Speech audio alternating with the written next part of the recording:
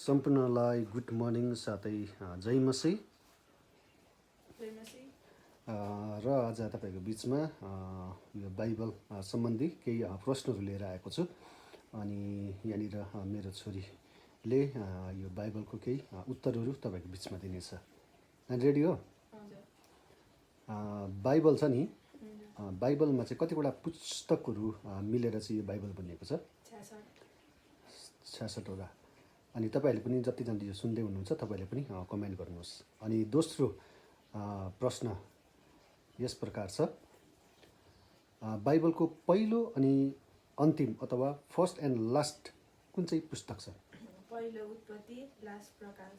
पहिलो उत्पत्ति, अन्तिम प्रकाश। तपाईँहरूले कमेन्ट गर्न सक्नुहुन्छ।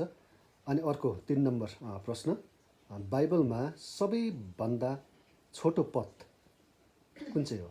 येशू रुनुभयो। कतिमा हो? यूहन्ना 11:35। नानीले भन्दैछ यूहन्ना 11:35। अनि तपाईँले पनि यसो कमेन्ट गर्न सक्नुहुन्छ।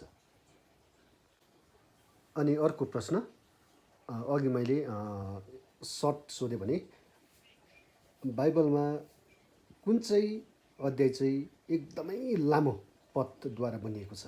भजन सङ्ग्रह। भजन सङ्ग्रह कति? भजन सङ्ग्रह 119। भजन सङ्ग्रह 119 भन्दैछ। अनि तपाईँले पनि कमेन्ट गर्न सक्नुहुनेछ। हुन्छ, जय मसी।